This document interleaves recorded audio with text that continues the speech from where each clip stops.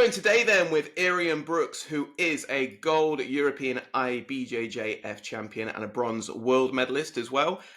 We've just been chatting before I pressed record, and he's been training since he's 4 years old. He's now 19, so that is amazing. He trains at Total BJJ, which I'm now training at. And seeing the way that he moves and the way that he controls the mat, and he looks so chill about it as well. He's like the smiling assassin every time, just tapping people out left, right, and centre. It's awesome. So, Iryan, thank you for coming onto the podcast, buddy. I really appreciate it. How are you? I'm great. Thank you for having me on, man. Really excited. All right. Yeah, it's cool. It's your first podcast, yeah? It is. Perfect. I'm sure it'll be the first of many because I think you're going to be a bit of a superstar in jiu-jitsu. So it's going to be cool, man. It's going to be cool. Let's go right back to the start, if that's all right, and talk about your kind of beginnings in Brazilian jiu-jitsu. Like I said, you started when you were 4 years old, which is crazy, and then you're now 19 years old. So yeah, what made you get started, and how was your first class, if you can remember all those years back? Well, as like most kids, I think like your parents just put you in different clubs and stuff. And then my dad was always like a massive martial arts fan. He like loved jiu-jitsu, MMA. He was in like different martial arts forums. So then he heard like Professor Victor, who's like a Brazilian like world champion, no gi. He's like medaled at the biggest comps in the world. When he heard he was coming to Nottingham to like open up an academy, he like just threw me and my brother in whilst we were young. And then I think we just loved it from like day one. Amazing. Did your dad train as well? He doesn't know. He's done like different stuff over the years, like bits and bobs, but no, he doesn't train at the moment. But I'm working on it. I was going to say, keep it within the family. Definitely. Awesome. And what was your first class like then? Was it kind of like, how does it work with the kids now? Because obviously you teach kids, don't you? As well now at Total BJJ. So obviously having that progression from you being a kid, going all the way up to like as you are now, and now teaching the kids, that's a pretty cool progression. So yeah, how did you find it? Was it something you naturally took to, do you think? It took a while. I think, like, as you're a kid, you remember the parts that you love, the parts that were a bit hard or you didn't enjoy as much. So I just tried to bring the elements that I enjoyed to like the teaching as well. But it definitely helps. I'd say like when I first started, I was relatively young, like assisting with the kids' classes. I was always like good with the kids because I was a kid as well, which helped. Yeah. But then my teaching ability wasn't actually that great. And it took a while for me to actually get started to like helping out the kids, making sure that I was teaching the right way. And then obviously still not perfect, but it's like slowly getting better and better. And that's definitely like the thing that I enjoy the most about jiu-jitsu, like the coaching, because it just reminds me of when I was that age and thinking, oh, one day I want to be a coach. So it's really like full circle moments, So you were in it like from the start then, do you think? You were like, yeah, this is what I want to do. I want to coach. I want to compete. Like, was that always at the forefront of your mind, even when you were like 4 or 5 years old just starting? I would say, yeah, maybe like, but for a long time I was playing football as well. So maybe I got to like 10 and I was like, oh, one day I'm going to have to make a decision. Do I want to go like full-time football, full-time jiu-jitsu? But at that point, I didn't realize like the level I needed to be at football. I really wasn't like anything special by any means. But it was always like in the back of my mind, like, okay, jiu-jitsu is like going to be a career for me, especially because, like I mentioned, I was already teaching. I saw like the path that my coaches had taken, and it was always like a realistic like dream for me. And my parents always like made sure to remind me of, I can do whatever I want, within reason. So I was very lucky in that sense. Yeah, that's amazing. Do the rest of your family train, or are you the only jiu-jitsu player? So my brother trains. He's got his A levels at the moment, so he's not able to train as much. My sister, she's doing GCSEs as well, so she's not able to train as much now. But my brother's a blue belt. He's just turned 18 last month, and my sister, she's 16. I think just about to turn 16. And, I might get in trouble there. And she's like a yellow and white belt. So they've both been training for years. Like I said, I started with my brother, and they're both beasts, man. I'm just trying to get them to come back, ignore the exams, and just get back to training. Yeah, where's your priorities? I know. Yeah, who needs GCSEs? You need roles, man. You need roles. Exactly. What age did you start assisting then with the kids' classes? I was probably about 10 or 11. Okay, perfect. Yeah. I don't actually remember the first. Obviously, I don't really remember the first time I did the first class or stuff like that. But I remember like the first time I was coaching. Like there was a missing coach, and then the woman on the desk asked me if I wanted to start hopping because they needed somebody, and I said yes. And then they asked, "How did you find it?" I was like, "Oh, it's great. I'd love to do it again." And then from there, they was like, "Okay, yeah, you could come down and start teaching a bit more often." So yeah, probably about 11 years old. 11. Fantastic. And in terms of your competition then, when was like the first time you competed and decided to compete? Was it something that your coaches pushed you into, or was it something that you were like, yeah, I really want to go for a competition now? And like, how did that work? If I'm honest, I'm not like super sure. I was like, Mhm. I probably guess I was maybe like 5 or 6. Okay. It was like the English Open, and then I fought like different divisions. So in the end, I came away with like 2 golds and a silver. But the one I lost was brutal. Again, I don't really remember it, but I just remember being upset. But as my like dad tells me, I like got hip throwed by some kid. He did an armbar on me. Like the match was over in like 20 seconds. So Oh, that really? was like a very very rough start to the competing game. But Yeah. like even just having like 3 medals and taking it to school the next day, like being able to show off to my friends, that was like a like one of the first things that maybe like really pushed to train even more, you know. Yeah, that's such a cool thing, obviously, for the kids to have like a medal, or if you do another martial arts, like a certificate or a belt or Exactly. whatever it is, just to be like, okay, look, I'm progressing, I'm doing something cool here. And yeah, it's an important aspect, I think. Did you Yeah. enjoy competing at the start? I know you were young, so it's like Mhm. yeah, it's a thing. But Um, did you enjoy it? Do you think, or was the pressure on, or did you enjoy the pressure? I always wanted to compete, but I was like ridiculously nervous all the time. Like one day in the British Open, I threw up in the car before I fought. I was always like super, super nervous, and even up until recently, like I'd be shaking. My knees would be shaking on the way to the tournament. So I really, really didn't like the experience of doing it, but I always wanted to do it. And then like after the fight, the overwhelming like emotion was just relief. Like okay, Yeah, it's over now. I've got my medal. I can go home. Or I've lost. I don't have to worry about this. I can eat what I want now. So I look forward to it, but I was always so nervous. yeah, such that adrenaline rush and then that adrenaline dump after, where it's like and then you're exhausted, and then it's like right, okay, yeah, it's all over now. But either I've Exactly. medaled and I've got something great, I've learned from it, or I've lost and I've still learned from it. So time to move on to the Yeah. next one. Yeah, yeah, cool. In terms of your jiu-jitsu then, so how do you kind of see your game playing out? Most people have like a bit of a game, don't they? You're obviously super athletic, and seeing you move around the mat, you're like a little whirling Tasmanian devil, just like going around. Like, it's cool to watch. It's really, really cool to watch, like the Thank you. funny Thank you. rolls you're doing. So when did that start evolve? Was that a natural thing for you? Have you always been quite athletic? It seems like your family's quite heavily martial arts and sporty and things like that. And like you've been quite sporty. So yeah, did that athleticism come naturally to you? I would say a little bit, yeah. Just from like always doing sports from a young age, I was always like relatively mobile. And then having a brother, we'd always like play with each other, fight each other sometimes.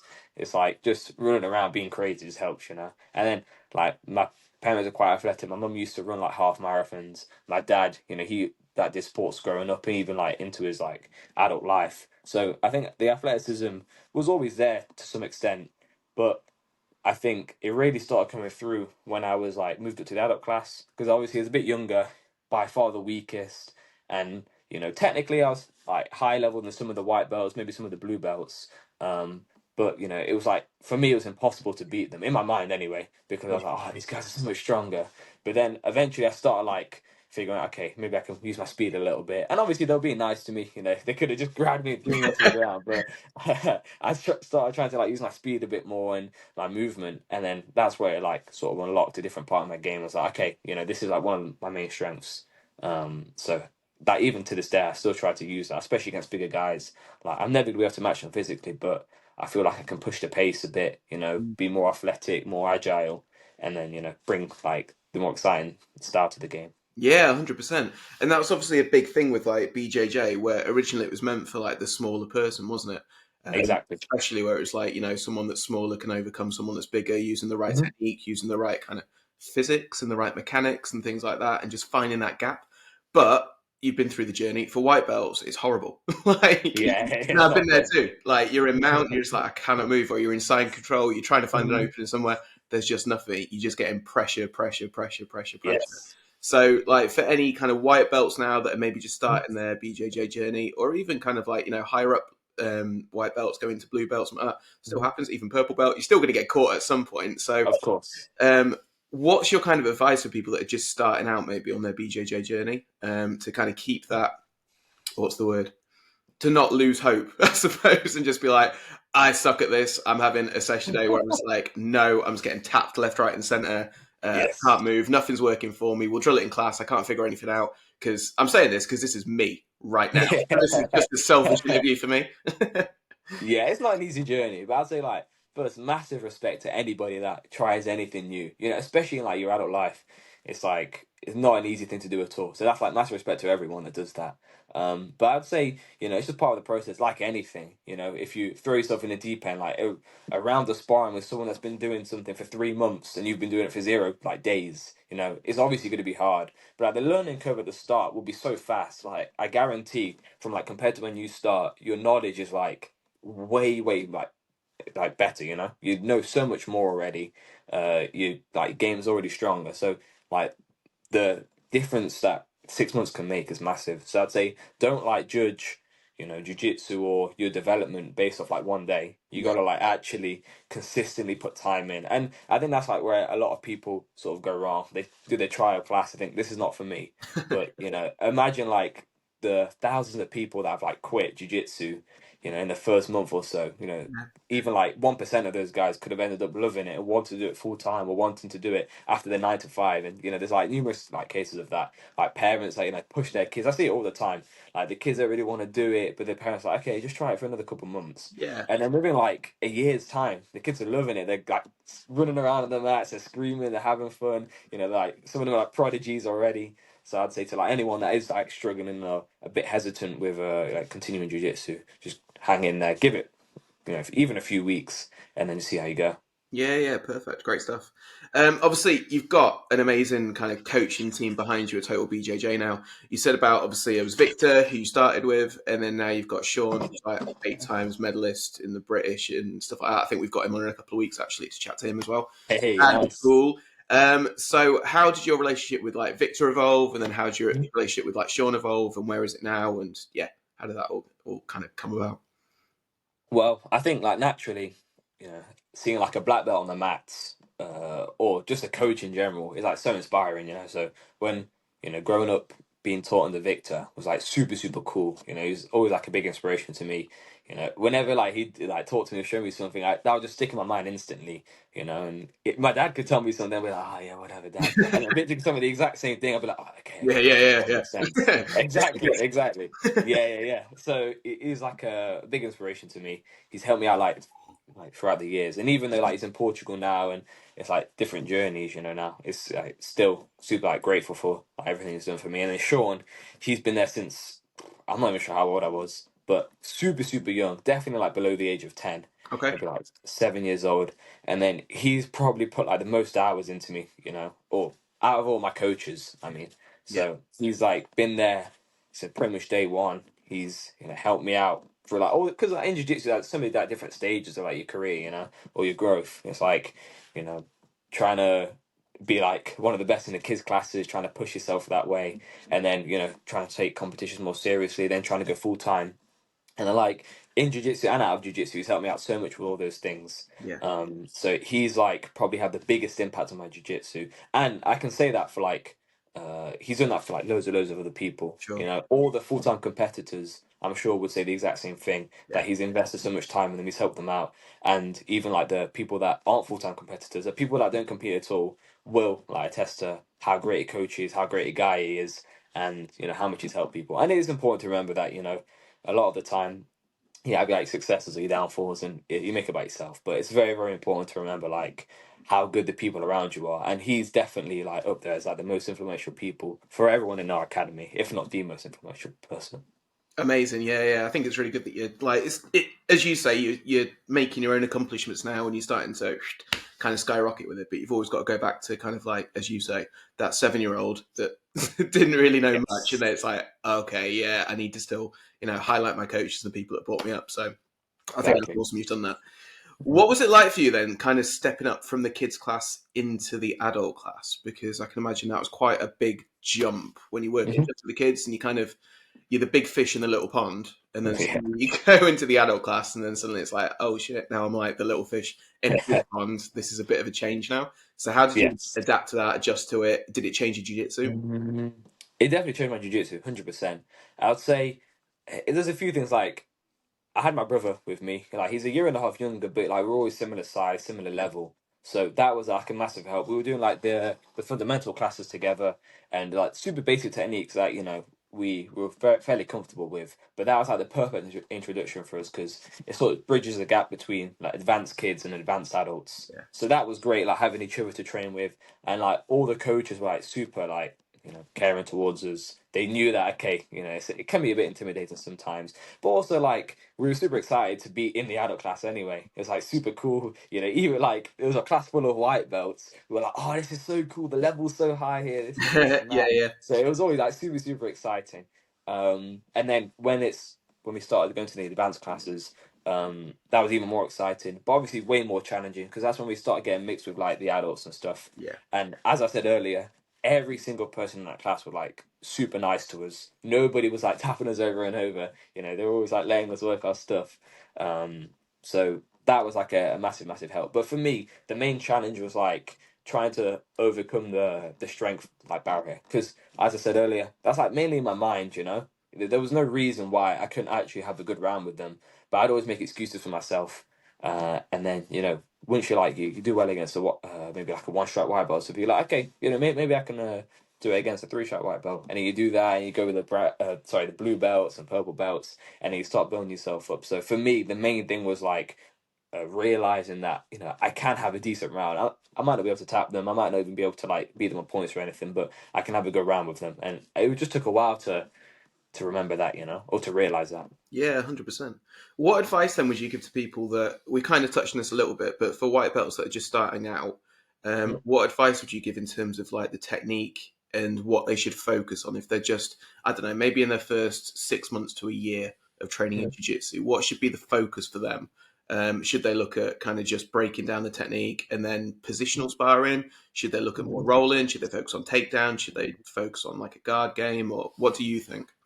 That's a good question. I would say like trying to understand the goal from each position, and that sounds like a super simple thing. Obviously, if you're in bottom mount, you want to escape, but like, what actually do you need to escape? Right, you need good frames. You need to make sure you're safe at all times. You need to make sure that you create space so your legs can come in the way. So for me, understanding what to do from each position, or what the goal is, or what they want and what I want, helps me the most. But everyone has their own like style of learning. Some people like to visually see, okay, let me see what the two higher grades are doing here so I can understand it. Some people want to be thrown in the deep end and just be stuck in bottom out and figure it out for themselves. Yeah, But I think trying to understand each position, and then also from there you like see what your game is, okay, maybe a top game isn't for me, because I know that I need to close the space really tight and get to side control. So okay, that because you realize what you need to do, you can sort of figure out your own game, what you like, what you don't like so much, and what your weaknesses are as well. sure. Okay, awesome. Um, let's talk about your competitions then as an adult. So obviously you competed as a kid. What was it like competing as an adult for the first time? And when was the first time you competed, kind of in the adult category, I suppose? So in like jiu-jitsu, you have the kids division, then you have the juvenile division and the adult division. Yeah. So the juvenile is like only like 16 and 17 year Okay. olds. So and because that's only blue belts, that kind of prepare me a little bit for the adults. Yeah. Obviously, no one's as like physically developed as the adults, but the rules change. Like suddenly, you can do foot locks and stuff like that. Okay. So the juvenile division helps a lot. And then when I did eventually move up to the adult division, I felt like I was ready, Yeah. because I've been trained with adults for a while. At that point, I felt like okay, I set the expectation for myself that I should. There's no excuse for me now. I've been training longer than a lot of the blue belt adults, or than all of them, I'd say. Yeah. Yeah. So I should realistically be doing better than I was in the juvenile division. And then that was the case for a lot of the competitions. But then at like the maybe like European Championships, the first two Euros I did at blue belt at adults, like didn't go very well. Went out first round both times, but I think in my head, I knew it wasn't like as much as skill of a skill issue as I thought it might be. It was just like a matter of time for me to like start being more competitive in the adult division. Um, but it's just one of those things. It's like bad experience, like in the earlier competitions at adults. But I definitely needed like a few losses at adult blue belt, especially in the bigger competitions, Yeah. to like push me a bit more, because it's easy to coast a little bit, especially I had my A levels going on, so I wasn't able to train all the time. Sure. I had to take a few months off, but I definitely needed like a kick up the backside to like push myself more, and then that definitely prepared me for like the gap year where I started going full time. And it's what I needed. A few losses of adult blue belt. How do you take the losses? Are you quite well? Yeah, obviously you're quite a competitive person, but do you Mm-hmm. take loss well, or was it a bit? Mm-hmm. Yeah, was it like, okay, I'm going to come back, I'm going to learn from it, or were you like, ugh? Like, Yeah.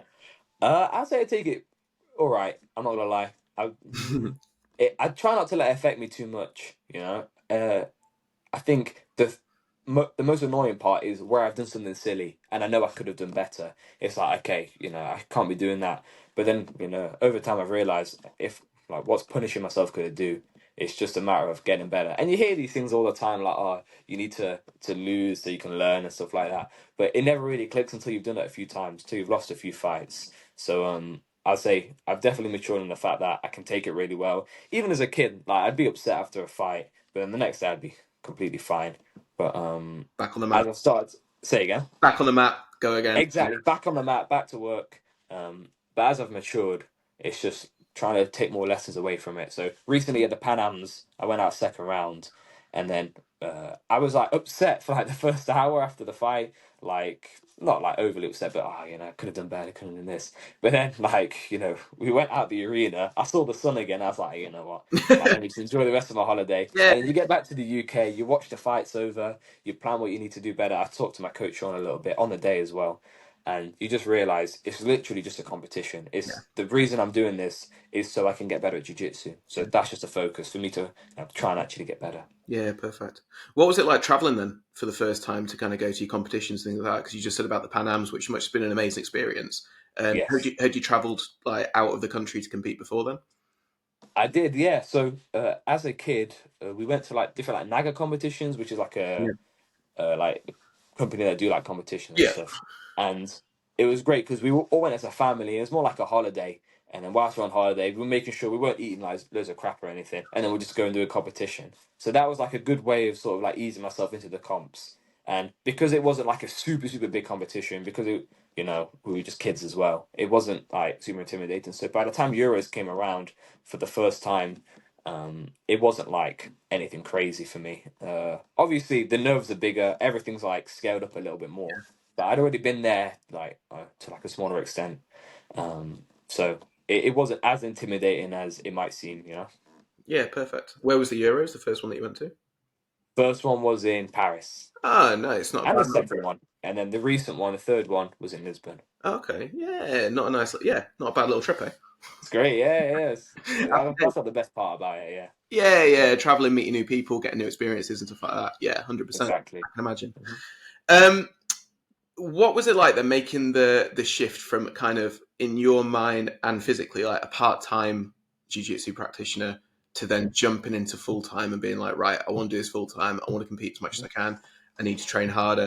There was obviously a physical shift there, I'd imagine, and then also a bit of a mindset shift too, of being Mhm. like kind of a, people get it now, it's like the hobbyist jiu-jitsu, and then the right, I really want to go for this now and I want to compete and get as high as I can, and this is this. So yeah, the mindset and the physical side of it. What was that like for switching? Uh, I think I prepared myself like all throughout A levels for my gap year. I knew like, okay, I'm gonna have a gap year after I finish my A levels, and that's gonna be a test to see whether I can or want to like go full time jiu-jitsu. So like throughout all of my studies, I was like, okay, I can't wait for this gap year. Like just one, not having to go to school, and two, actually being able to do jiu-jitsu all day. Yeah, So like mentally, I was ready to do it, and also like physically, the training like wasn't really really intense from the start. I was training like a couple times a day, in the morning, then at night, in the morning, then at night. So I had time to recover, and then I had like time in the middle of the day to chill. yeah, I had to teach a couple classes and a couple privates every day, or maybe one private, two classes every day. So if I'm honest, it wasn't like super crazy, especially like when you see people around you like doing 9 to 5s. They got like 3 kids, and then they come to jujitsu later on, like yeah, at yeah, night. It's like, man, when you ask them about their day, they've had like their exactly, yeah, yeah. exactly. They've had like such a stressful day, and then I've like done maybe one training session before that, and then chilled at home, like get my grandma to make me some food or something. So I was in like no place to complain. Sure. But then like that's obviously definitely evolved now, like training much more, training like working harder, and anytime it does get really hard, I do have to remind myself that, it's not like the worst job in the world by any means. It's like, this is a dream. Yeah, 100%. As you said, you could be working 9 to 5 and doing this, whatever, sat at a desk. At least you're moving Yes, around all the time and doing something you love. So, 100%, yeah, 100%. good. Let's talk strength and conditioning then. So, what's your strength and conditioning kind of look like at the moment? Because jiu-jitsu is such a different fitness that you need. I think obviously attributes like strength, stamina, endurance, all that, but it's the same with all martial arts. Like, because I teach, we've had people come in that are like marathon runners, and then you get them smashing the pads for like 3 minutes, and they're on their ass, and they're just like, Yes. ah. And then it's the same thing. Like, you can get people that are used to kickboxing, like myself or JKD or whatever, and then you put them on Yes. their back for 3 minutes, and you're just like, oh my god, like it's just a Yeah. completely different level of fitness again. So, Yes. what did your strength, or what does your strength and conditioning kind of program look like now? At the moment, it's like working on maximal strength. Yeah, So I get my program done by a guy called MJ, who's at Total. He's a brown belt. He's worked with he still works with like the UK Olympic team, cool. with GB, Team GB. He's like super, super decorated. He's like one of the best sports scientists in the UK. So I'm super, super lucky to have him like sponsoring me and helping me out with my gym and stuff. So at the moment, just maximal strength. Like no more than like 8 reps in most exercises. Okay, so heavy. Because Yeah, exactly, yeah. heavy weights or not so heavy weights compared to everyone else, but for me it's heavy weights. And then because like you said, like jiu-jitsu is like a completely different type of fitness, so I get all the cardio that I really need. I get all the like the muscular endurance that I need for my weight division. So it's just a matter of actually trying to build a maximal strength and trying to increase those like 1 rep maxes or like lift the heavy weights. So that's the focus at the moment. And would you say that's a good focus for people that are just getting into jiu-jitsu as well, that are maybe looking to compete in the future? Should they focus on like lifting heavier, smaller reps and then getting their cardio in through rolls? I'll say I'm no expert, but Yeah, for yeah, me, that's what's helped definitely. Yeah, the, there's no fitness like jiu-jitsu fitness. As you mentioned, you'll have like marathon runners coming in that like struggling all the time. Different martial artists that are struggling as well. yeah, So I think the main base of your fitness, if you're doing jiu-jitsu, should be jiu-jitsu, yeah. and then anything on top of that, like anything extra, is just great. It's like a bonus. But maximal strength, I'd suggest definitely. Yeah, 100%. Let's talk there about winning golds at the Yeah. Europeans. So, Yes. talk about that whole experience for me. When was it to start with? It wasn't that long It ago, was was it? no, it was like end of January. Yeah, yeah. Mm. So, what was the run up like to kind of compete? And then, did your training go up a notch in terms of that, or were you just kind of doing what you were doing anyway because you're already training hard? And then, what was it like to kind of get on the mat there at the Europeans and then get the hand lifted? Boom, got the gold. Yes. The training like stayed pretty much the same. I was already training quite a lot. It's just a focus of training changed. Mm, So like in the competition classes, it's like a lot harder, like more intense.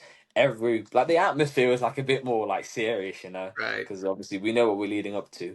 And then there was like less experimentation for me. So like ordinarily in training, I like stand up, do some takedowns and stuff like that. But then for the comp, it was like all right, only work on my A game, just try and sharpen everything up, work on my weaknesses as well, and like trying to fill in the gaps for the Euros. So everything that you're doing in the gym or in training, drilling, sparring, it's just purely like focused on Euros. And then like as it got closer and closer, I started like thinking about more like the game plan, what I wanted to do, how the fights would go, and then also start believing more that I could win it. Because as I mentioned, the first 2 years at Euros weren't great. I Mm, think technically like some of the guys that medaled in my division I'd have beat before. I thought I was like on par with them. yeah. So technically, I thought I should have done better in previous years, but like when this year's came around, I felt like ready, and like obviously the nerves were incredible, but I sort of like knew in the back of my mind that I had a high chance of like winning or medaling if I was on my A game. Yeah. And then for me, that was like all it came down to: making sure I'm sharp on the day, making sure that no mistakes, because I think I've done like really really good prep before that. Perfect. Sounds good. And then what's kind of like the plan now? Because obviously you did the Worlds as well. When was the Worlds? Worlds was last year, May, I think, end of May. And you got bronze in that one, yeah? I did, yeah. Good. So how did that match go? That was good. So I lost in the semis, Yeah. and I don't know. I wasn't very happy with the refereeing decision. Okay. Yeah. So like afterwards, I was gutted. As soon as I got off the mats, I just sat down, like breathing heavily. My coach was like, "Oh man, you definitely deserve to win that fight." Hmm. And then I got to call my family, and then like after a while, they just cheered me up, as usual. So I wasn't very happy with the way it finished, but obviously it's always like within my control to a certain extent. If I had been much better at jiu-jitsu, I would have won the fight, no matter what the referee had done or no matter what the other guy had done. So at the end of the day, it does come down to my technical ability, of course. But like for the first like hour or so, it was like hard to take because like obviously you're so close to winning. It's Sure. like two more wins and you got gold. But like I look back at it in like a good way. It's like my first major medal in the adult division. Yeah. So it was good like to kickstart things, and it just reassured me as well that I knew I could, compete with anyone around the world. Because obviously, world championships, you're fighting people from Brazil, America, Yeah. Yeah. wherever they are. So that was like important for me to build my confidence, and then I think, honestly, without that, I don't think I would have won Euros because like my Okay. mindset completely shifted after that, and I was so motivated. Like that's the best thing about comps. Like if you look at anybody that's done any sort of competition, the motivation you get before it and afterwards, no matter whether you win or lose, is crazy. Yeah. It definitely helps. Yeah. Perfect. That's interesting what you said about like the refereeing and how Mhm. obviously like if I'm teaching boxing or if I'm teaching kickboxing and we've got people competing, I'm always like, don't leave it in the ref's hands. Like, try and finish if you Yes, can, like in some way. So is exactly. that always what you're going for as well? You're looking for the finish whenever you're competing? 100%, yeah. So I like pans. I was up like 20 something nil in man. I saw there was like 30 seconds left, and I wanted the submission. And obviously, there's nothing really that can make me lose a fight. I'm not gonna like concede loads of points in 30 seconds, and because I was in like a dominant position, it wasn't like I was gonna get submitted or anything. But I always like want to finish my opponent, especially like if I'm dominating the fight, there's no reason why I can't submit them. Obviously, there's fights where it's like very, very hard to submit your opponent. If you're fighting like one of the world's best, it Mm. might not be like super realistic for you to just tap them at will. But if I feel like okay, I'm doing well in this fight, I'm always going to push for the submission. But there's like a fine line between doing that and then being reckless and losing positions. So I think that's also one of the main parts of my game I need to improve, like being tactical. Yeah. Not doing silly things. Sometimes you don't need to go for the submission. At the end of the day, I'd rather win, on points than lose because I went for a submission. Yeah. So it's just like playing with those things in my mind and A balancing just act, going I through suppose, isn't it? experience. Yes. Yeah. Cool. You are now then a Progress Jiu Jitsu ambassador. Yeah, is that correct? Yes. Do you want to tell us a little bit about Progress Jiu Jitsu then? Get a little plug in for them. Mhm. Why not? Yes. Well, I've always been like a massive fan of Progress. Yeah. And for a while, I was like part of Gracie Baja, which meant I wasn't like able to be like sponsored by any external brands. But as soon as we left, looking at buying new gis, and I got a few cheap gis, but I was like, okay, I love Progress. Hopefully, one day I can be sponsored by them. And then after Euros, they and another brand, like another big jiu-jitsu brand, approached me. But like it wasn't really a massive question for me. Like Progress is like probably in my opinion the best brand, exactly top top top.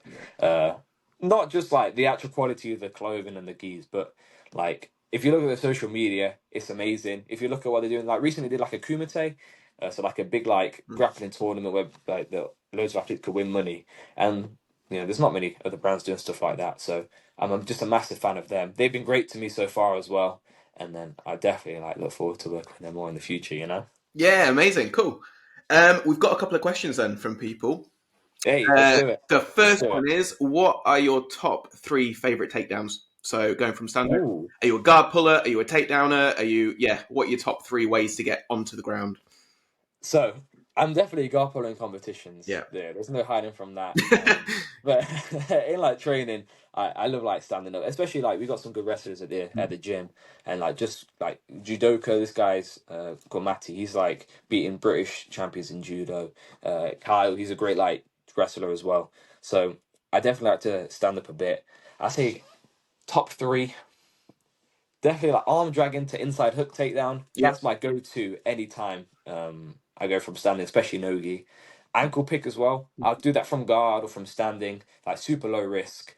And last one, Good. probably a takedown from the back clinch. Yeah. I'm just a massive fan of like not taking many risks. You won't see me like shooting for double legs Yeah. or like you see me go for single leg sometimes, but from standing, I don't like want to compromise myself too much. So ankle pick, super low risk. Inside hook takedowns, like super low risk. And then anything from the back is like relatively safe. If you lose the position, it's not like someone's on your back Yeah. or someone's going to sprawl on you. So low risk takedowns. Nice. Loving it.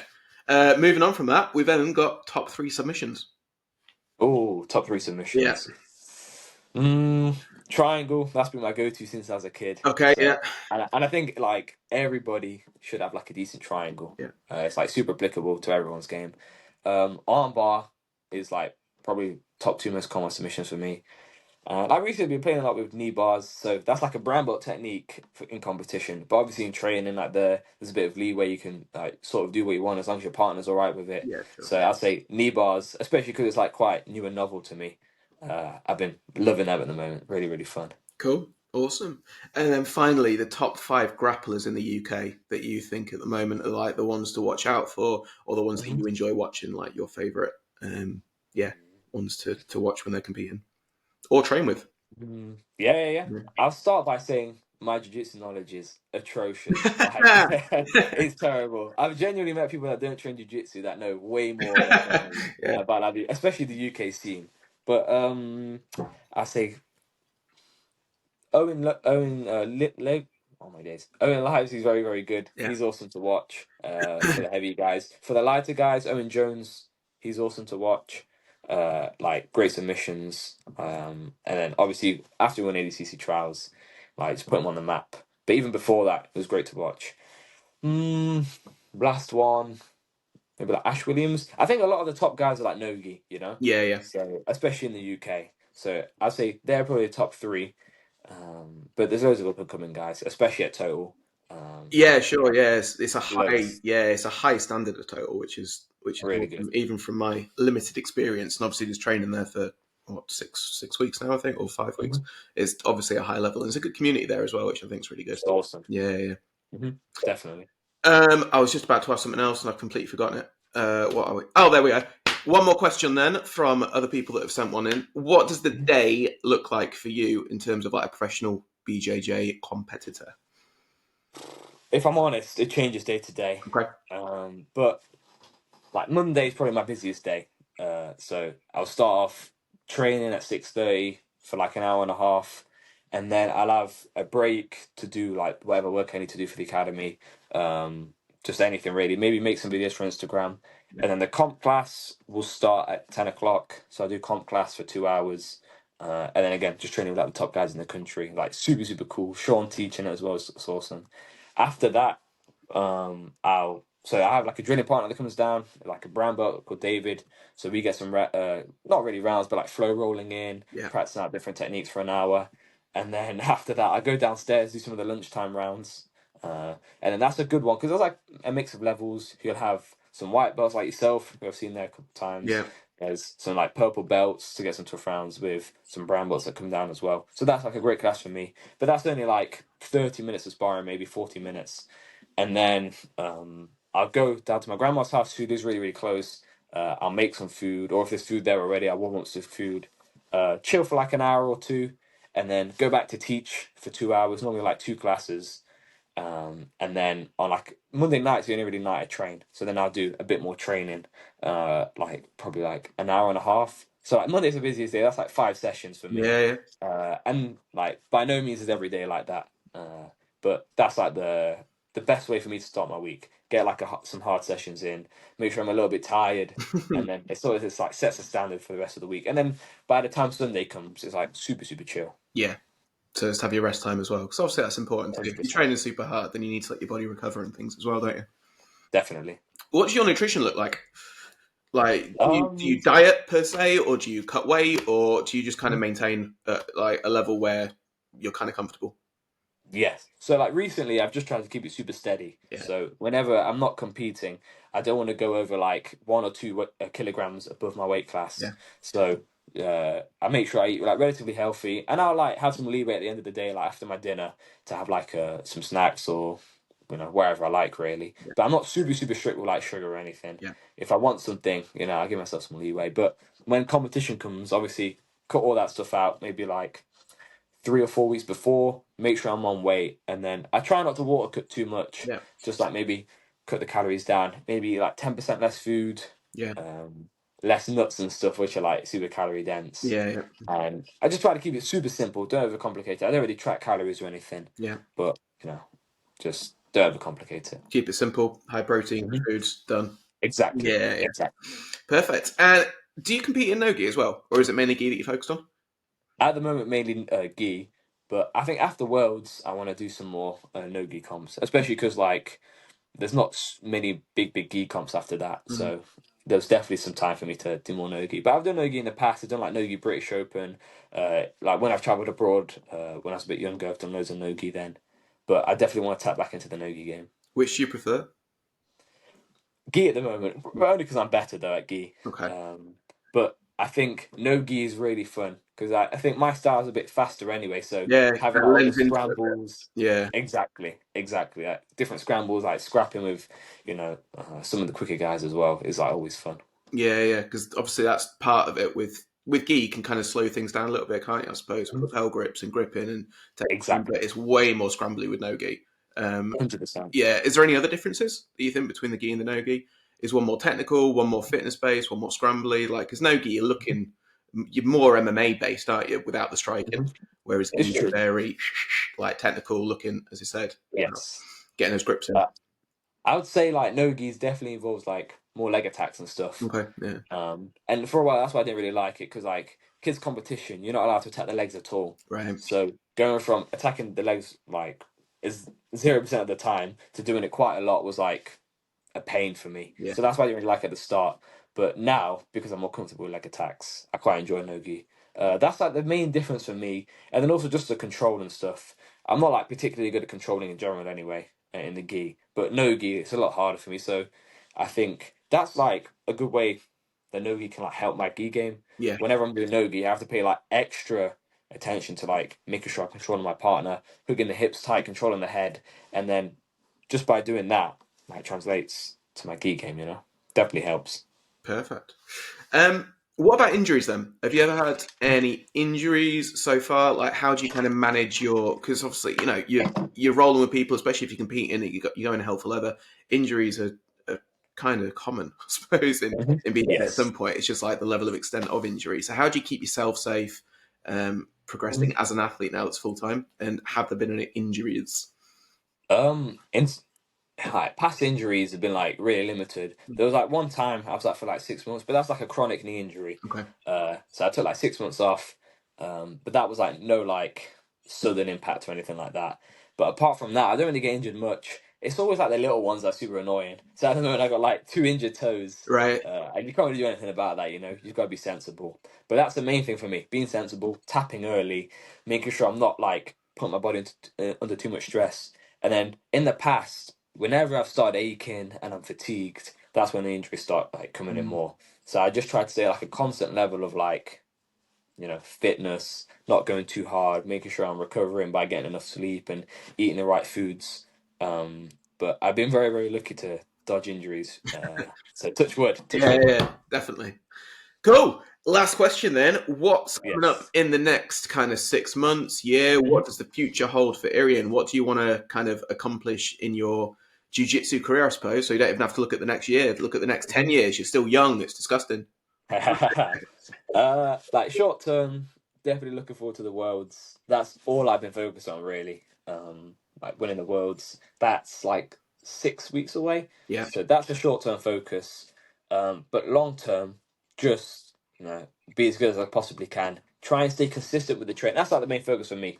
Like making sure all the pieces of the puzzle are in the right place, and then the results will just take care of themselves, right? So obviously, I want to be like black belt world champion, but all I'm focusing on now is making sure like this trainer schedule that I'm doing at the moment can stay consistent for the next like 10 years. And then I believe that if I do that, look after my body, making sure I'm not like eating crap all the time, Yeah. making sure my mind's in the right place, I balance everything in my life well, then I think if I put all those things together, then the results will take care of themselves. So I just want to, stay consistent with what I'm doing at the moment. And obviously maybe increase it one day, get better at or like level up everything I'm doing at the moment, Mm. and then I think maybe one day become black belt world champion. We'll see. That'd be cool, man. I'm sure it'll happen. What about your coaching goals then? Because obviously you're coaching as well now. So do you want to keep doing with that? Do you want to progress like with your coaching style as well? What is your coaching style? Do you have one yet, or are you kind of still figuring it out a bit? Or Good question.